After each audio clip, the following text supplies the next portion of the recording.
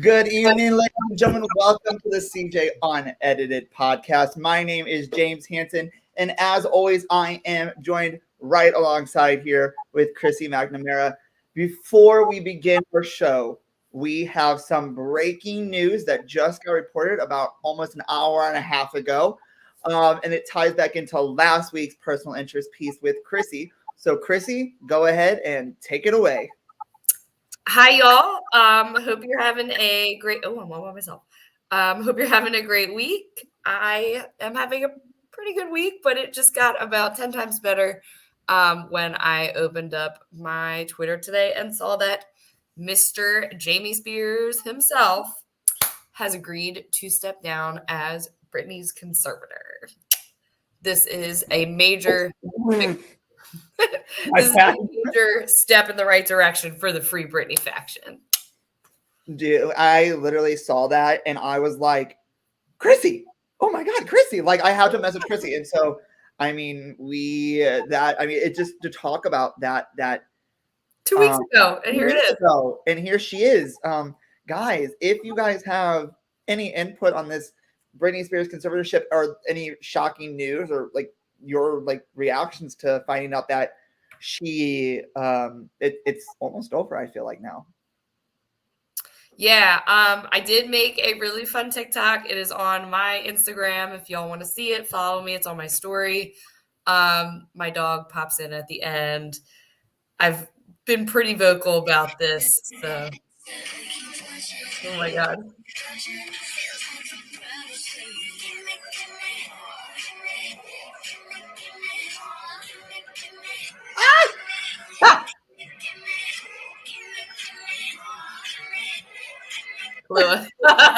Kahlua then.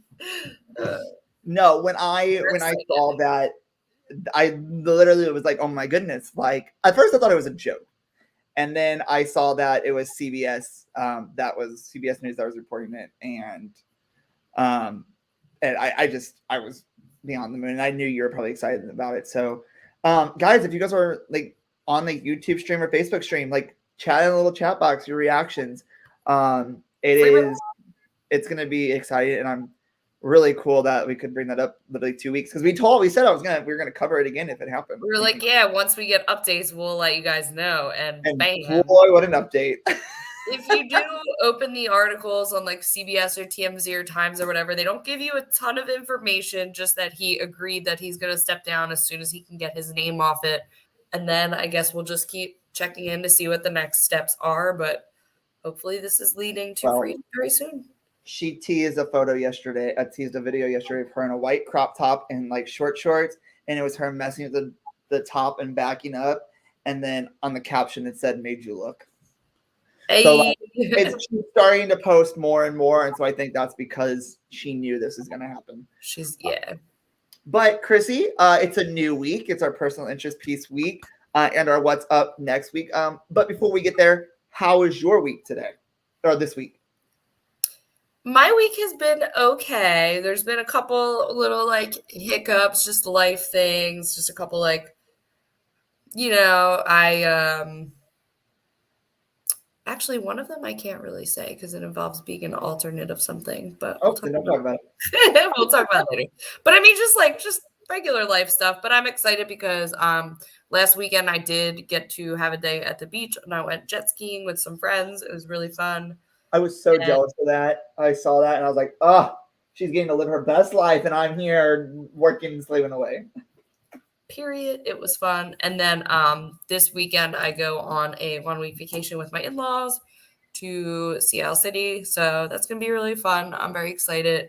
It's for their 40th wedding anniversary. That's cool. It's probably going to be really crowded, so we have to be super careful. And I think everything's okay down there, but just getting this weekend in before. You said it's going to be super crowded, yet James, me, went to a concert with 75,000 people, and I've been hearing nothing but, you're probably going to get COVID. You're probably going to get COVID. I was like, listen, I have been cooped up in this house for a year and a half. Like, I needed to go to this show, so.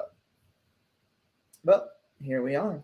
So might as well get this stuff in before. I mean, we're vaccinated. You might as well get this stuff in before because you never know what's going to happen in the next couple months. It shuts down again. So, what are you drinking tonight? If you say water. so kind of. If you guys remember, I guess it was like 3 weeks ago we had Ian on, and you showed a clip of me dry scooping pre-workout. I actually was kind of tired, but I didn't want coffee, so I have a little bit of a new pre-workout. The company is called Modere. They have really cool products. This is blackberry lemon. We are not sponsored by this company. Just so you all know, we are Y'all not. don't have to. You don't have to buy anything. I was just plugging. This is Modere pre-workout blackberry lemon. Just some little just give me a little energy for the show. So. And the reason why I went all the way over here is because this is where my microphone is at, right over here. So I had to lean in. That is. How's the new place? I love the new place. Toilet issue fixed. Actually, the next day the toilet overflowed again, so I had to call maintenance. Other than that, no, I've been working. Our school year is about to start, so we are gearing up for that. Freshmen moved in today, so 1,200 plus students moved onto campus, and I went to a Garth Brooks concert on Saturday, so that was fun. I left my wallet in my friend's car, and I don't get it back till tomorrow. So, well, I have my debit card, my driver's license, because concert. Beer. And today's your 1 year anniversary of playing your first online game. Today is my 1 year anniversary of playing a very first online game and getting to meet a bunch of people. So thank you for doing that, Chrissy. But and I am drinking two things. I'm either going to be drinking. I'm probably going to finish the rest of this Coke by the end of the episode, and then Dr. Pepper cream soda because I'm thirsty. This man loves Coke more than anyone. I think I covered this the first time we were on, but yeah, when he came to visit me, the fact that I made you keep in your house. I said, "Is there anything that you'll need or that you eat or like allergies?" He's like, "Just have me a case of Coke at all times." And then you didn't even have it. Like we had to go. I had to go we buy definitely did go to get it at the Wawa. But guys, we have a short show tonight because it's an hour long because we have to get to we have a Big Brother coverage that we have to get to. But tonight is our personal interest pieces, and I am going to be kicking it off. Are you ready, Chrissy? Yeah. All right. So, as everyone knows, I am in love with theater and Broadway. And I have been to New York 5 times. And from 2016 to 2019, I went there every year for spring break to see shows. I have this lovely playbill binder. Oh my gosh. That contains so many playbills. You saw all those? Yep. And you see this one right here, this Angels in America? Look at my shirt. Oh, that's your shirt. Oh, period. That's cool. So I have seen over 26 Broadway shows on Broadway and countless other shows outside of New York City, including Hamilton and Chicago. And then including, oh gosh, this is heavy, including Hamilton and Chicago. And then I also saw online, because it was only released online during the heart of the pandemic, I saw, no. Oh, here it is. I saw Ratatouille. Oh, Ratatouille. Hey. A musical. So, I mean, it's fun. This binder is one of my most treasured possessions, and so whenever I'm going anywhere, I have to. What's your favorite show you've ever seen, or do you have? I'm actually going to get to that. So hold on. Horses. I have my script right now. Period. Calm down. Okay.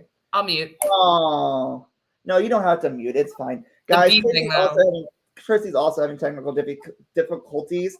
So every couple of minutes, you're going to hear a beep, and then apologize about the beep going on. Oh my God. We don't know what it is. I've seen 26 Broadway shows. I have 21 signed playbills. One is signed by the entire cast of a London production that came here, and one that is signed by the entire cast. I have met Cody Simpson, Chris Evans, Andrew Garfield, all through going to see these shows, and I've also seen Wayne Brady on stage as well. My favorite musical is tied between Wicked and Come From Away. And my favorite play is Angels in America. There's your answer. I told you I was going to get to it.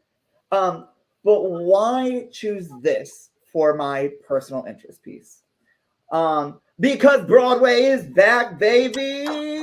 Whoop, whoop, whoop, whoop. As a result of COVID-19, Broadway theaters had to close on March 12th, 2020, and it shuttered 16 productions that were either playing or in the process of playing.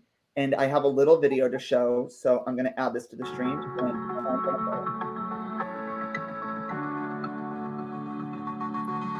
The first major closure of the Great White Way happened in 1919 during the Spanish flu, but surprisingly, it had nothing to do with that pandemic. Theaters closed for a month as members of the union Actors Equity Association went on strike. This moment was historic because it marked the first time in American history that actors were recognized as laborers. In 1960, 1964, and 1968, labor movements led to theaters being shuttered for shorter periods. And in 1975, the Musicians Union went on strike, and as a result, Broadway performances didn't play for 25 days.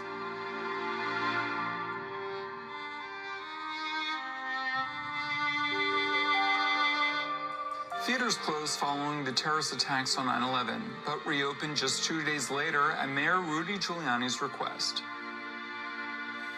In 2007, Broadway went dark because of a stagehand strike for almost 3 weeks. And I actually have a personal connection to that. I broke the news that the strike was on, and also was the first to announce when the strike was over. I followed an actor, Jameson Scott, who's in Greece, and I spoke with him along with some of his castmates, and he was obviously very upset, very depressed, as well as some other actor friends who were upset that they couldn't go to work. However, spoke with them after the strike was officially over, and one actor friend who's in Hairspray said that, last night was like a dream.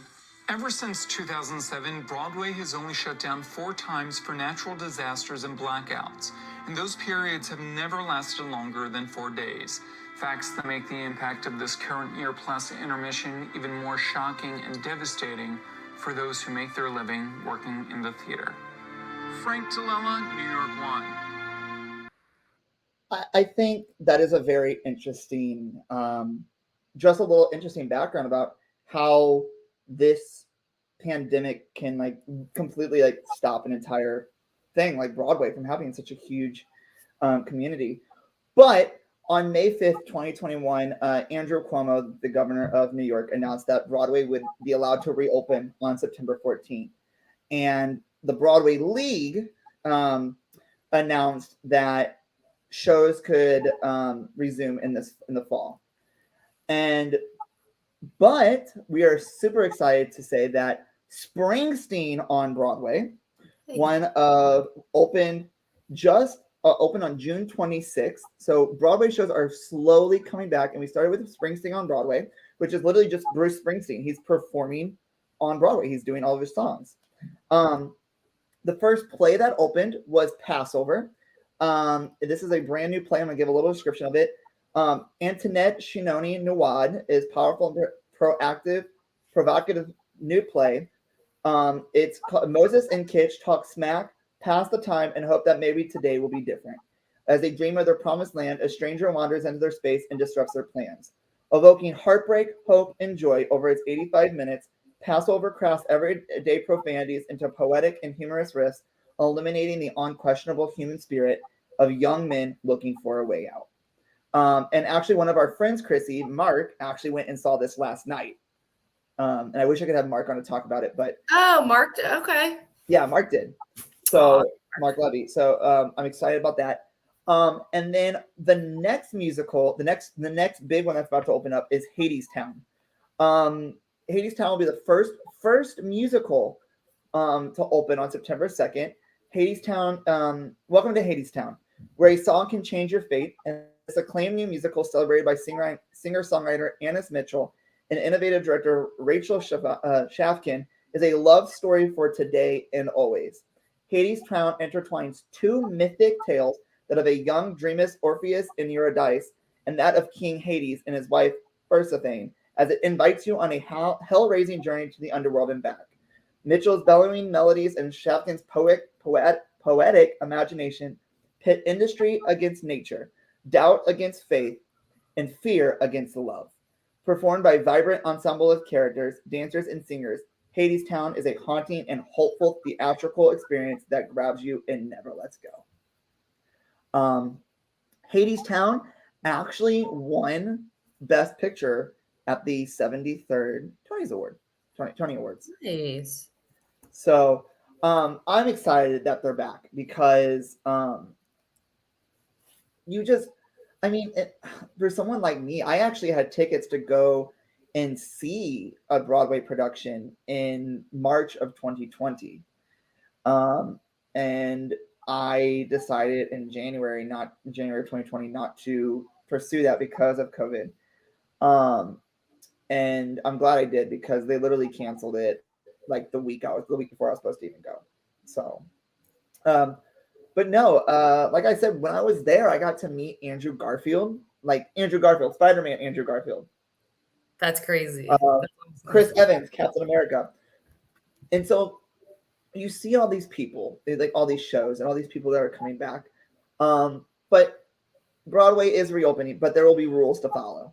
The video that I showed was from Frank Dill. I'm going to butcher his name. Frank Dill. I'm going to stop. I'm so sorry, Frank. But this is, so when Broadway reopens, I got this from the CBS News. So Broadway theaters in New York City will require proof of COVID vaccinations for audience members, performers, and other workers through October. The Broadway League announced on Friday. Audience members will also be required to wear masks inside the theaters. All 41 theaters will enforce the policy, which will be reviewed in September. Groups unable to get the vaccine, children under 12, those with medical conditions, or those with closely held religious beliefs will need to provide a negative test result instead. This decision does come after the Delta variant has caused a surge in virus cases across the country, and the variant now represents nearly 80% of the infections. So CDC officials have recommended that vaccinated persons resume wearing masks indoors where high transmission is possible. Me plugging the CDC. A uniform policy across all New York City Broadway theaters makes it simple for our audiences and should give even more confidence to our guests about how seriously Broadway is taking audience safety, said the Charlotte St. Martin, the president of the Broadway League. With these procedures in place and recognizing the high vaccination rate among NYC audiences, Broadway continues to make safety our priority. As we get ready for Broadway's biggest comeback, the entire theater community is committed to the highest level of public health standards, said Nick Scandalios of the Nederlander organization. We're all eager to welcome back our patrons, fans, and many more to the magic of Broadway. You're talking since March that people haven't been able to go and see theater shows. Like, I literally just got to see a theater show last Wednesday when I went to go see my friend Cameron in Newsies. And even going there, like, I wore a mask, but like, just to be around so many theater lovers and theater goers and to, just get lost back into the world of theater. And like, when you're in a theater show, like, Chrissy, have you been to a Broadway show?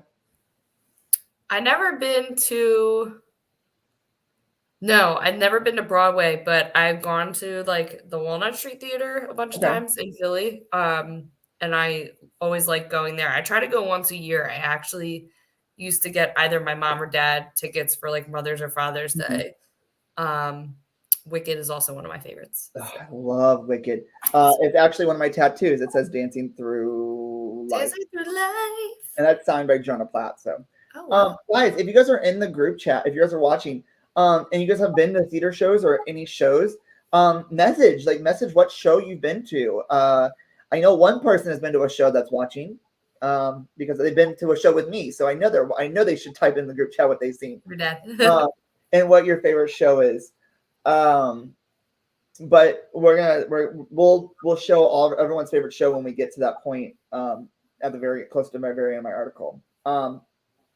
But with the return of Broadway comes the 74th Tony Awards, which was supposed to take place on June 7th, 2020, at the Radio City Music Hall in New York, and it was supposed to be televised by CBS.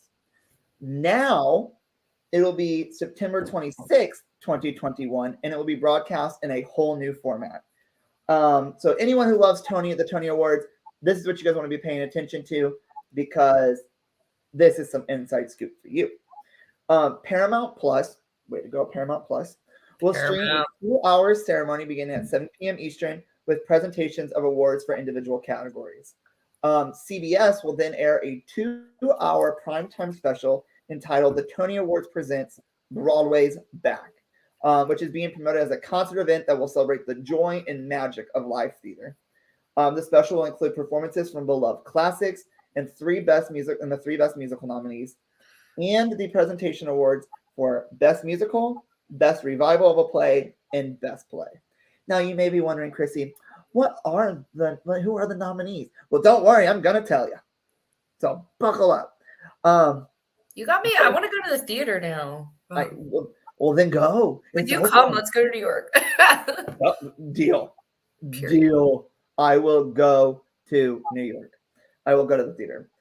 So best play, we have Grand Horizons by Bess Wall, The Inheritance by Matthew Lopez, Seawall A Life by Simon Stevens and Nick Payne, Slave Play by Jeremy O'Harris, and The Sound Inside by Adam Rapp. Best revival of a play is Betrayal, Frankie and Johnny and the Claire de Lune in A Soldier's Play. And then for best musical is Tina, the Tina Turner musical, Moulin Rouge, the musical, and Alanis Morissette's Jagged Little Pill. So that's a play. That's a musical play. That's a musical. It's all based off of Alanis Morissette's album Jagged Little Pill. I didn't see that. 2021 is the 74th Tony Awards makes it the first time that there is not a best revival of a musical category, because none of the revivals were able to begin before the cutoff date. And it also marks the first time that all best musical nominees are jukebox musicals, meaning that they are all songs that are were written by not specifically for Broadway. And to give you some excitement on how this special moment is for me and every Broadway person that loves Broadway, I am going to show you 3 promo trailers from 3 hit Broadway shows announcing their reopenings right here on this podcast. Hopefully my stream doesn't get shut down like it did last time. Here we go. Hey. Prayer circle for the stream. Okay.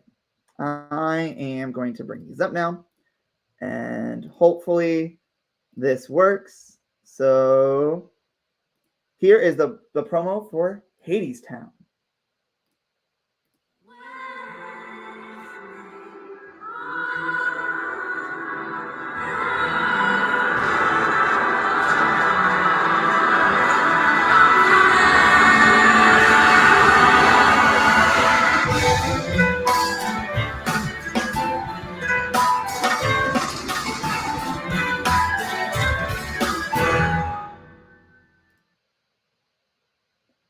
Isn't that that's such a short little promo, but it just gives so much energy.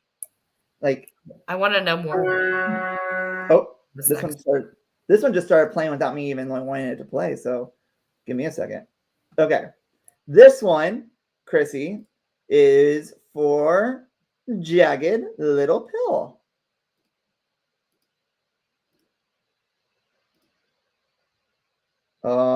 Why aren't you playing? Okay, give me a second. Unedited live podcast. What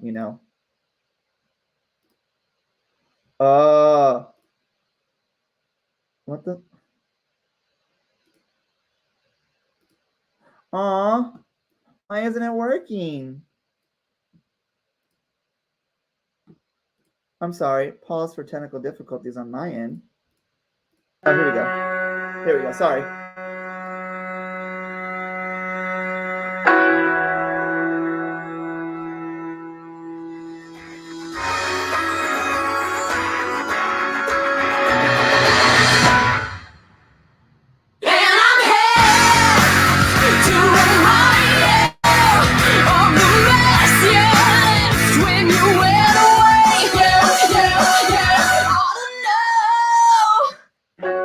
I actually, when I say I had tickets to see a Broadway show, that was the Broadway show I had tickets to go see.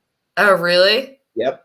I had tickets already to go see that show, and then I didn't get to. Wait, are they transferable or did you get refunded? How does that work? I got refunded. All right, period. Yeah, anyone who got and now with Broadway, if you buy tickets and then you get sick or you feel like you can't come, they do give you. I'm looking up Jagged Little Pill tickets right now. They will give you a refund on your ticket, like on your tickets. And Chrissy, for our last one, I am super excited to bring this one up because this one you said was one of your favorite musicals, and so is it mine. So here we go, and this is the one you saw. This is the one I was trying to play earlier, and I was like, oh no. You've been waiting, and we've been waiting for you. Now, Broadway is ready, and Wicked is back for good. The Gershwin Theater reopens this fall, and we invite you to defy gravity at the only Broadway show that makes you feel everything. Wicked, returning to Broadway September 14th. Let's go. Doesn't it just give you the excitement? Yes. All right. So, Chrissy, to finish up my segment, I have this little bitty thing, one last little paragraph. So, when Hades Town reopens, it will be the first musical to reopen, ending the longest shutdown in Broadway's history at 1 year, 5 months, and 21 days. So and what's the date that opens on? It opens on September 2nd. It'll be the first musical, and it'll be the first one to officially end. Because technically, since there is a concert on Broadway and a play on Broadway, Broadway is still technically shut down for musicals. So once Hades Town reopens, Broadway will officially no longer be shut down. Hey. So we need to figure out when you're coming so we can. But Chrissy, that's my personal interest piece. So let me get ready for yours since I know what yours is. I have to get my dessert. Not me eating on this podcast. All right, go ahead. I'm ready. So, all right. Hey, guys. So I was having a little trouble deciding what I wanted to do this week. I knew the first week I was like, okay, Brittany. Oh, sorry. Hold on. My bad. Pause. My bad. I forgot something. Hold on. Sorry. My bad. Good. I asked our audience what their favorite show was. I got one from my dad, Come From Away. Hey. He's also seen Dear Evan Hansen and Come From Away on Broadway. Not on Broadway, but in St. Louis. And he loved Come From Away because it's a story about the tales of 9/11, and there's only 12 actors, and they play 180 people, and they all have like 5 or 6 different roles that they play during the course of the show. So, sorry, my bad. I never heard of it. Okay. So yeah, immediately I knew what I wanted to do. This time it took me a little while longer. I would say since I got a dog, I've had to go on like a lot more walks outside, and there's been a lot more responsibility and time where I've had to just me and her, and obviously she can't talk back. So I have been listening to more podcasts and watching YouTube videos of podcasters and YouTubers that cover true crime documentaries unedited. And there have been a few that I've liked. Eleanor Neal is one of them. The other one, sorry, have to look at my phone. Her name is on there. I'm trying to find all these articles that you sent me so I can You're fine. Take your pull them up. Okay, here we go. I got them. Another one I really like is Kendall Ray. And then a series that used to be on YouTube that I can't really find anymore is Deadly Women, talking specifically about women who commit crimes. And as many of you guys might know, the death penalty is a really, really debatable topic. And in Texas, it seems to be a lot of people call it like the death state, or like just a place where the death penalty is carried out more frequently, it seems. Mm-hmm. And I'm not sure why that is. Maybe because the population is bigger. I don't really know. If anyone has any insight, let me know. I don't know enough. It's just something I'm interested in. Something that I'm interested in too. Chrissy, you know me. I love all things murder, crime. listen, the worst thing that can happen to a human being is being murdered. And I love listening to it happen. I know. It's awful. I'm so intrigued by it, yet like if like if it ever okay, I can't even think about it. And we had done Law and Order, so it kind of kind of ties back. And Let's Go to Court, the one that I stole poo-poo butter from. Poo-poo butter. It's a true crime podcast. So like maybe this show is just a true crime podcast. Like that's what we're gonna call it. Yep. Okay, get to your story. Sure. So in the state of Texas, there are 6 women who are currently sitting on death row awaiting execution dates. And one of the cases is super controversial to the point where I'm not super into the death penalty, but even if I was, I would say like, maybe let's not kill her. This woman, Darlie Routier, has been on death row since June of 1997. And her case has been appealed. I think now we're going on the 3rd time. And they've actually done like full appeals where they've continuously looked into the evidence. So first, I'll tell you guys a little bit about the case, what happened, and then why there are so many inconsistencies and why I personally don't think she should, be given the death penalty and they should continue to appeal. I think if you guys saw the cast graphic, because I don't have the picture pulled up of her, and I don't have one pulled up of her that I've currently. The woman that is in the cast and the show graphic for today is, I can't pronounce her name, so Chrissy, you're going to be the one always saying her name, but her is Darlie. Yeah. So Darlie Routier was born on January 4th, 1970. She was actually born in Altoona, Pennsylvania, which is about 3 hours north of where I live. There's actually had a couple friends who went to college there, but eventually she moved to Rowlett, Texas, and she was convicted of murdering her young son, Damon, and is currently on death row awaiting execution by lethal injection. She had 3 children, and 2 of them were significantly older than the other, Damon and Devin, and they were stabbed to death in the family's home on June 6, 1996.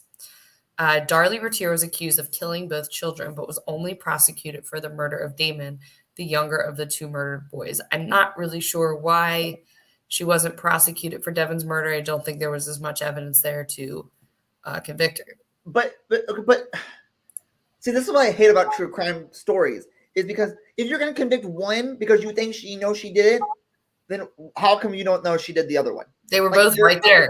If it was happening at the same exact time, you should know that she committed both. That's the one thing I hate about true crime, especially all true crime shows, is they're always like, oh, we can't prosecute her for this one, we can get her for this one. I'm like, why? Like they both kids were right there. Like, I don't exactly. Okay, go ahead. Sorry. No, it's cool. True crime. It's my passion. I'm gonna get worked up over this. Go ahead.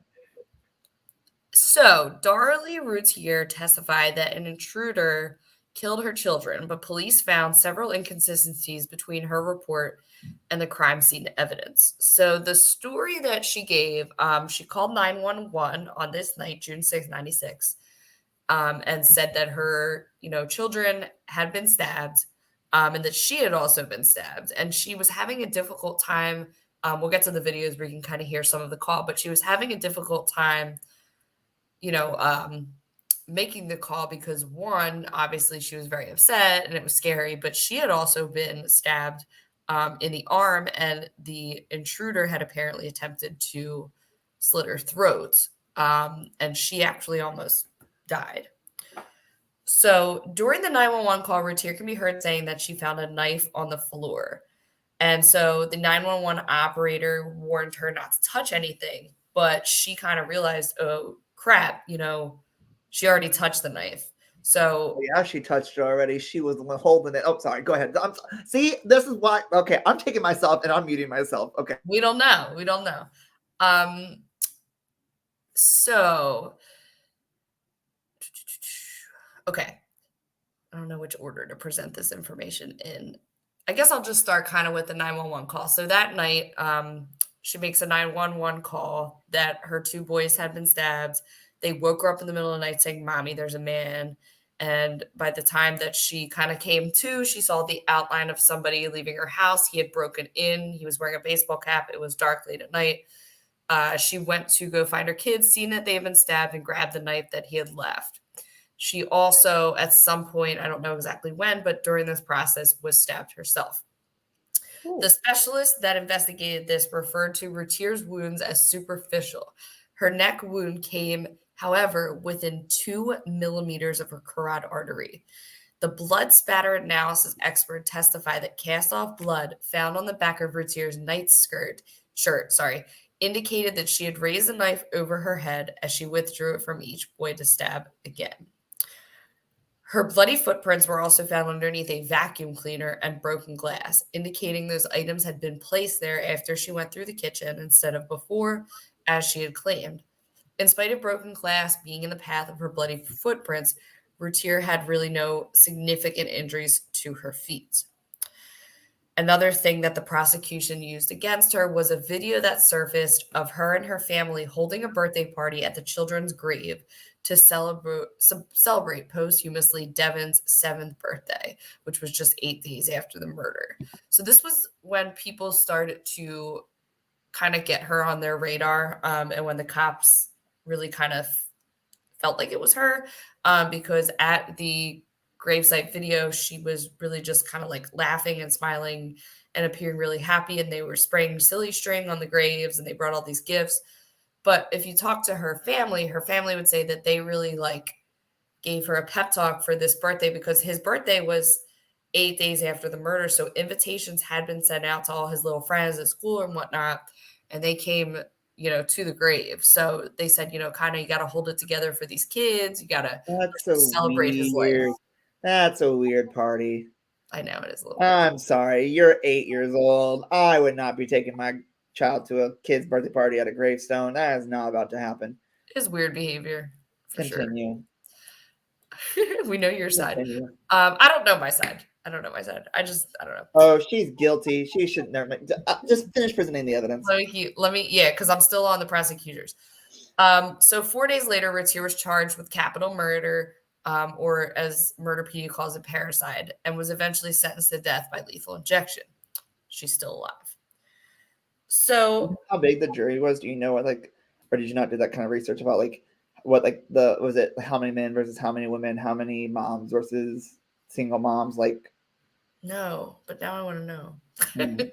Now I'm interested. Do your research. I'm crying. No, I'm just kidding. Right. Oh, don't worry. It's fine. I kind of, that's what I love to see, like how the jury was built, or how the jury was to determine the outcome. But you don't have that. It's fine. Go ahead.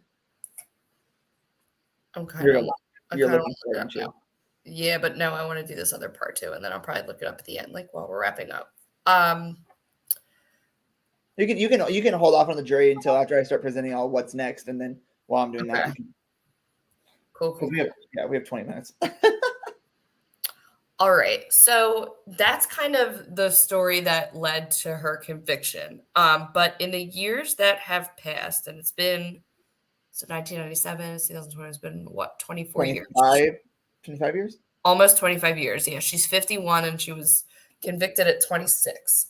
So she has been in a prison in Texas, awaiting an execution date. And I don't know that any execution dates have ever been officially announced due to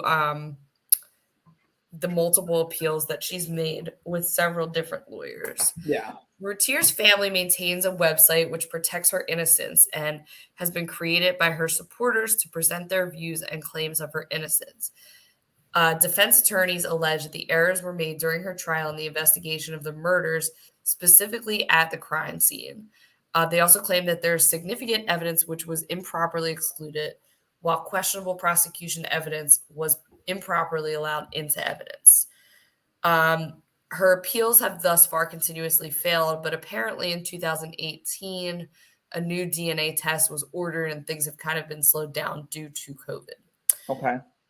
So, and here's where I'm going to kind of go off script and just read some of the little notes that I have. So the inconsistencies with the evidence that they are currently looking at is a fingerprint that was left at the scene.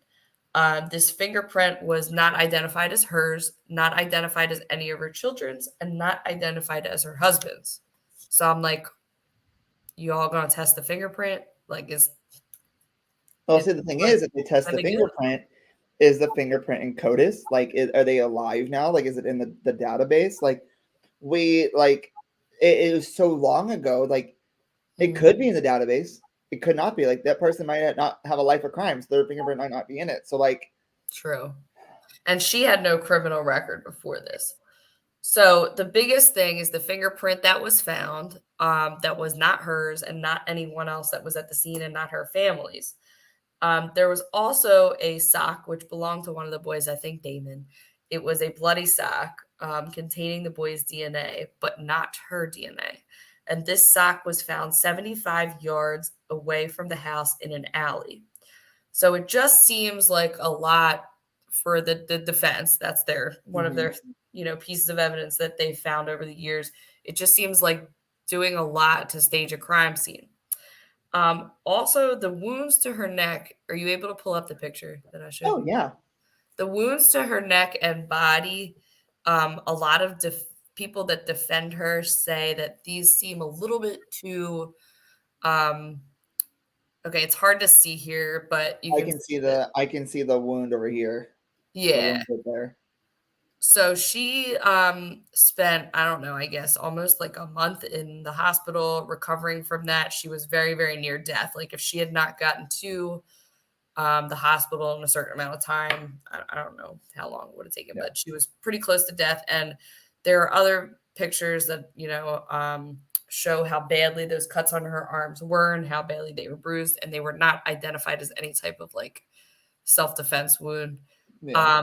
They didn't seem as superficial as the, government made them out to be. She never, not government, police. She never had any. I said, yeah, like it was correct. Go ahead.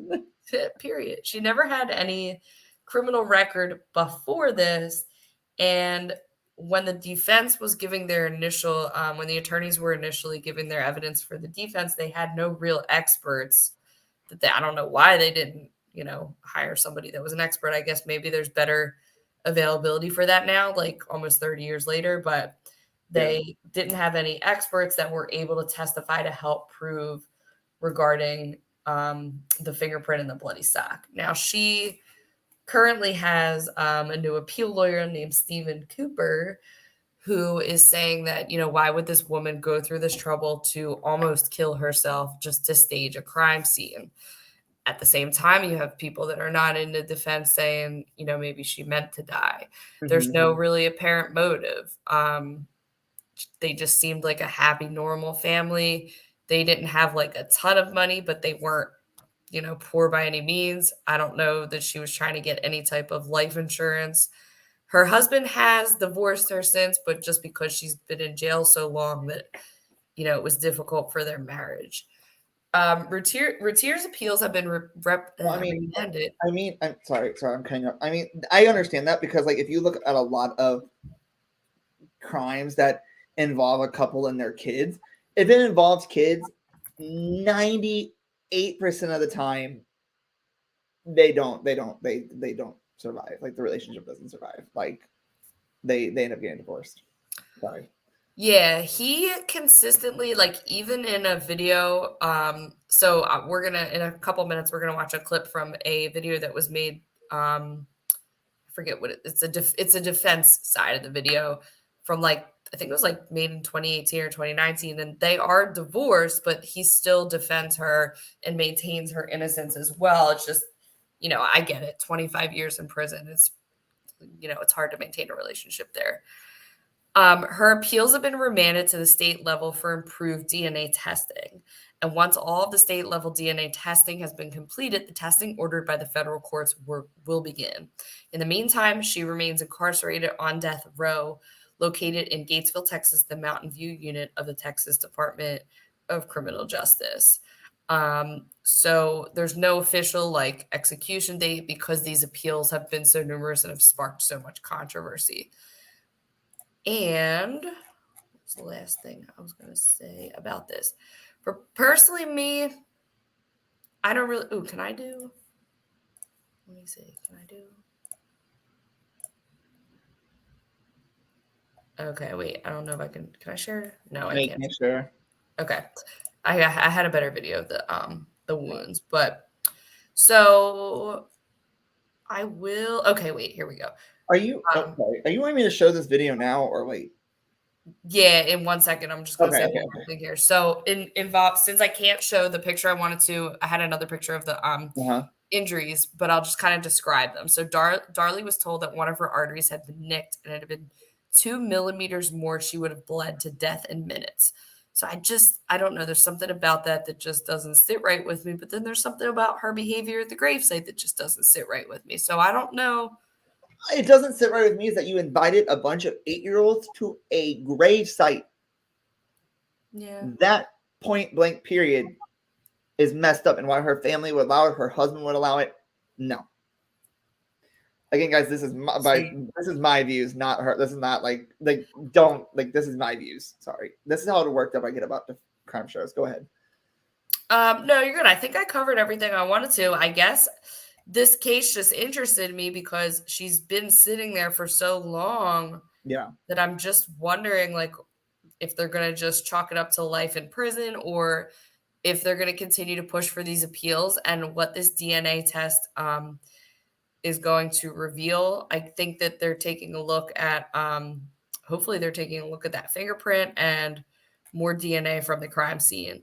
And I don't know why it took so long. That part's a little strange too. I get them ordering for the stuff in like late 2018 and COVID slowing it down, but even before that. So I do have a clip from the documentary. And it's called. How do I bring this up? There it is. It's called The Last Defense. That's what it's called. Last Defense. It's from 2020. So should I play it? Yeah, and this will just outline a few of the points that the defense made. A few of the points that the defense made in terms of like there being a vehicle that was circulating the house. Well, you'll see. Go ahead. Okay.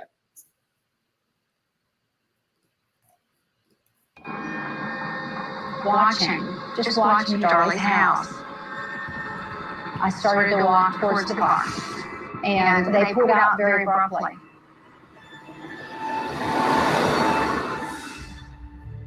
There are these tips about a black car. That kind of neighborhood where everybody sort of knows everybody and at least knows each other's cars. A black car circling the streets was suspicious. Skip Hollandsworth. I did have an occasion to see the black car again the day of the murder. The boys were murdered at 2:30 in the morning. This was probably about 12:30 or 1 o'clock in the afternoon. Did you go to tell the police about it? Yes, I did. I have looked at the case file in the basement at the Court of Criminal Appeals, and I have seen nothing that made me think that the Rowlett police truly followed up on that lead. I was the one going out looking for the car with the binoculars and the gun next to my seat to try to find who did this. And did that for weeks because they gave up. They weren't going to be looking. The Rowlett Police Department declined to comment on the case, and not just about the mystery car, but also about the other critical piece of evidence for the defense, a sock. An adult's athletic sock was found with a small blood stain from both boys in the alley a few doors away. The sock down the alley is probably the most important piece of evidence in this case. Was found right here by the drain. It is a good possibility the intruder thought he was throwing the sock into the drain and missed. It shows the intruder left the house and exited by the alley. The investigators were coming up with all these conclusions about what happened inside the house. And then one cop found a bloody sock, and the blood belonged to two people, Damon and Devin. How did that sock get down there? This was a big problem for the prosecution. It's always been our belief that Darlie Retier placed that sock in that alley. If she had done this crime, why wouldn't she just throw it in the backyard or at the end of the driveway where it could clearly be found immediately by the police? She wants to make it appear that there was an intruder who left the scene and left evidence behind. Why would Darlie dab some blood from one son and then another son on one sock, run out? All right. I'm gonna stop it there. Just because it goes on, and now I just want to sit there and just watch that and not actually do a show. No, Chrissy, you're still muted. Okay. No, that is very interesting. Like, this is the thing I love about cases like this, is it just, there's so much that, like, All right, I found the drawers. Okay, what was the mixture? So we have Dana Evans, who worked in construction as a Those guys homemaker. and girls. You don't gotta tell me the people. Okay. The Okay. mixture of the Girl. I feel so rude. I just want to know how many girls. Salvador is a guy. Donna girl. Eileen girl. Jimmy guy. Charles guy. Caroline girl. Carrie girl. Okay, so 5 girls. Looks like there's like 8 or 9 women and 6 or 7 men. Wow, that's a big jury. Yeah. I mean, 1, guys, 2, 3, 4, 5, 6, 7, 8, 9, 10, 11, 12, 13, 14, 15, 16. 16. So I think, no, wait, sorry. And then women, okay, 1, 2, 3, 4, assuming these people all identify as women. 1, 2, 3, 4, 5, 6, 7, 8, 9, 10. 10 women, 8 men. yeah, let's see. Guys, I just put out in the chat, just found, Chrissy, that was very interesting.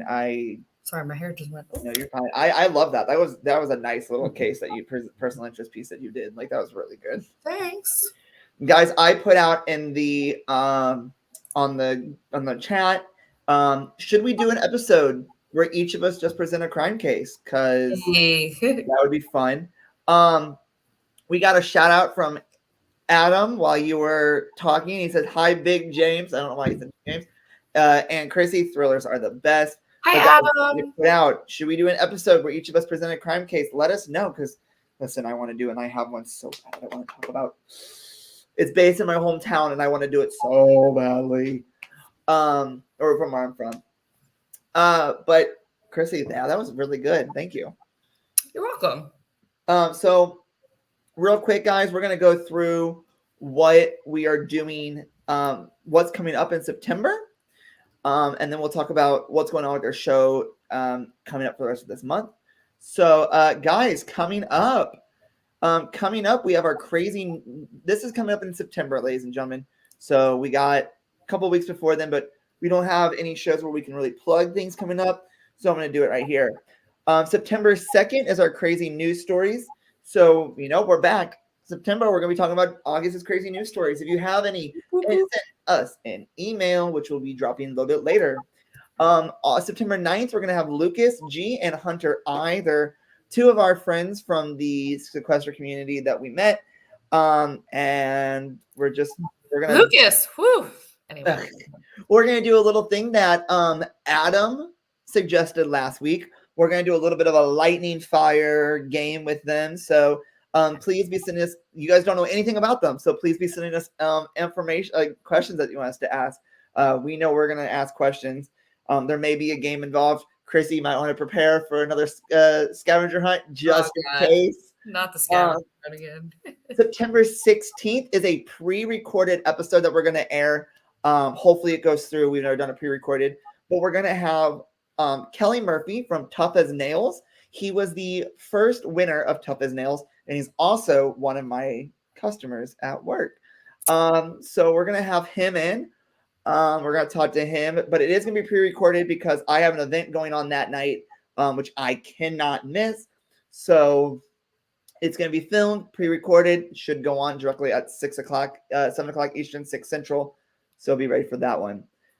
September 23rd is our personal interest piece and what's coming up next which would be October. And then September 30th is Fifth Thursday. And what we told you guys about Fifth Thursdays.